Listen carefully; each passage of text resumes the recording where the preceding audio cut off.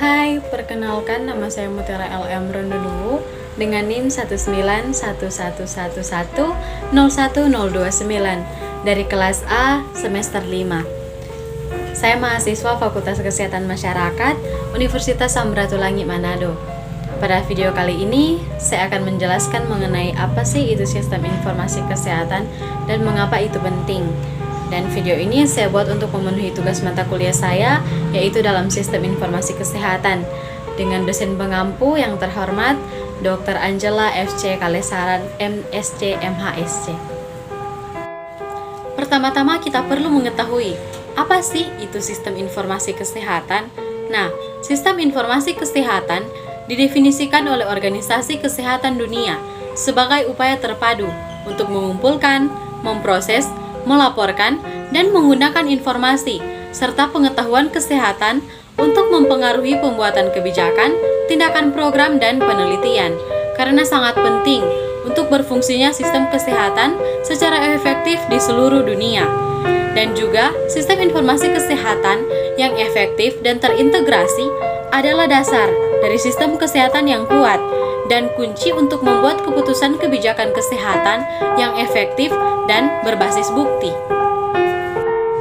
Selanjutnya kita masuk dalam 6 komponen sistem informasi kesehatan yang disediakan oleh jaringan metrik kesehatan.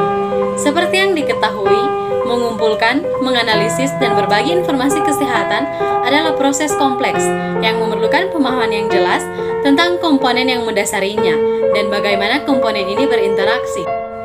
Jaringan metrik kesehatan memberikan representasi konseptual dari komponen dan standar sistem informasi kesehatan, yaitu yang pertama, sumber daya SIG, seperti staf yang terlatih, keuangan, dukungan logistik, dan teknologi khusus konteks. Karena sumber daya ini harus ditempatkan dalam kerangka legislatif, peraturan, dan perencanaan yang lebih luas di suatu negara. Yang kedua, indikator. Dasar dari rencana strategi sistem informasi kesehatan harus mencakup seperangkat indikator inti dan target terkait yang dapat memberikan gambaran tentang determinan kesehatan, kondisi sistem kesehatan, dan status kesehatan penduduk. Yang ketiga, sumber data, seperti pencatatan sipil dan vital, yaitu kelahiran, kematian, dan penyebab kematian, serta adanya sensus dan survei. Ada juga catatan medis, catatan layanan, dan pelacakan keuangan, serta sumber daya. Yang keempat, manajemen data, termasuk pengumpulan, penyimpanan, kualitas, aliran, pemrosesan, kompilasi, dan analisis data sistem informasi kesehatan.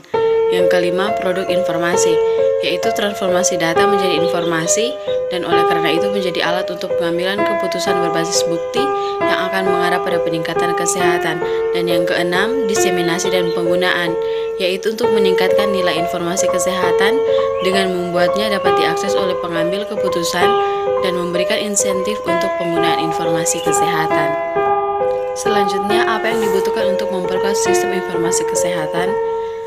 Untuk mengadvokasi, memprioritaskan, dan memperkuat sistem informasi kesehatan, diperlukan langkah-langkah berikut untuk mendukung perubahan berkelanjutan di tingkat nasional.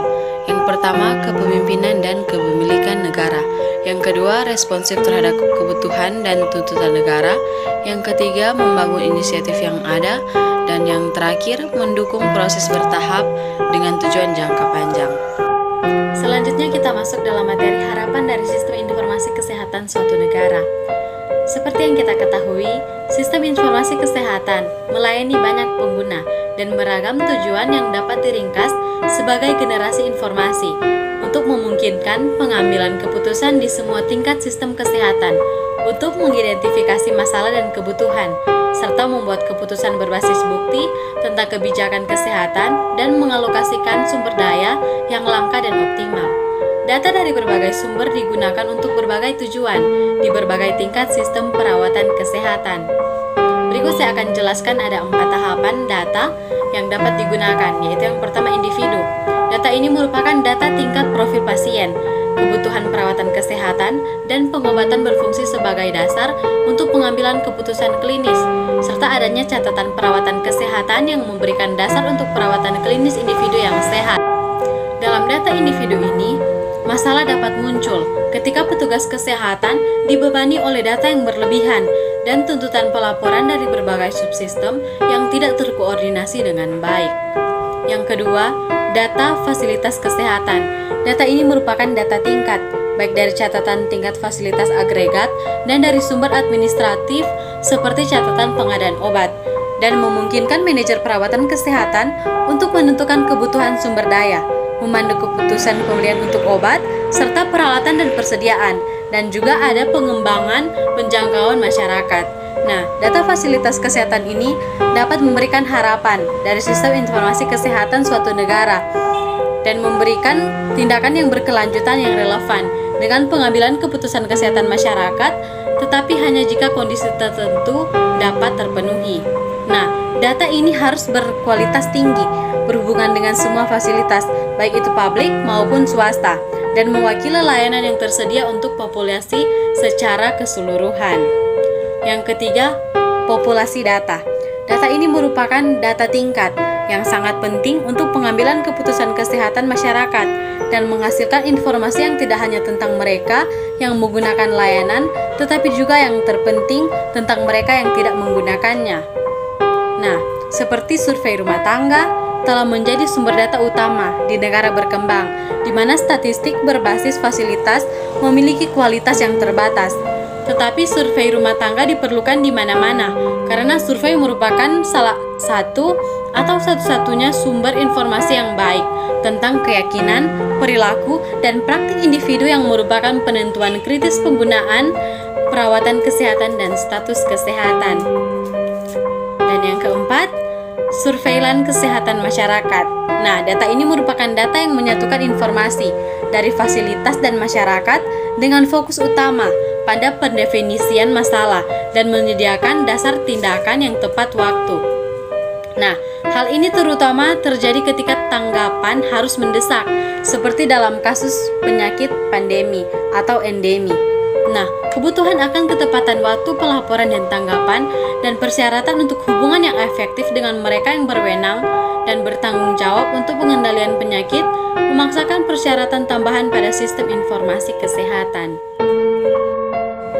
Selanjutnya kita masuk dalam materi yang terakhir, yaitu masalah dan tantangan sistem informasi kesehatan. Terlepas dari minat dan investasi global dalam hasil kesehatan dan pusaran statistik yang telah dihasilkan, hanya sedikit yang diketahui tentang kematian atau kejadian dan durasi penyakit di banyak negara berkembang.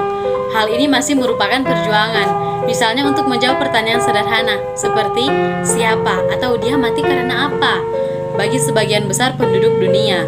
Sementara bangunan dasar sistem informasi kesehatan menghitung kelahiran dan kematian. Kenyataannya, yang nyata terjadi bahwa kebanyakan orang lahir dan mati tak terhitung karena alasan di balik kematian mereka tidak diketahui. Hal ini dipengaruhi karena adanya kekuatan sejarah, sosial dan ekonomi, dan sebagian besar sistem informasi kesehatan kompleks, serta terfragmentasi dan tidak responsif terhadap kebutuhan penggunanya.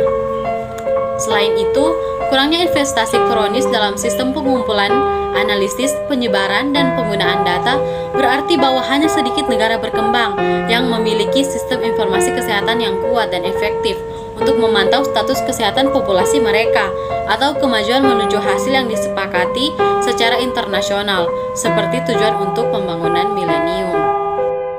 Ada juga kurangnya bukti mengenai sistem informasi kesehatan karena terbatasnya peran sistem informasi dalam prioritas penelitian dengan pengetahuan terkini tentang topik apa yang dibahas dan tentang topik apa yang disebutkan. Seperti terkadang ada hambatan kumpulan fakta, angka, terputus-putus, dan sudut pandang yang tidak sistematis. Dan juga, sistem informasi kesehatan secara historis merupakan bidang yang terabaikan, dan kurangnya investasi terus menjadi akar penyebab banyak kelemahan.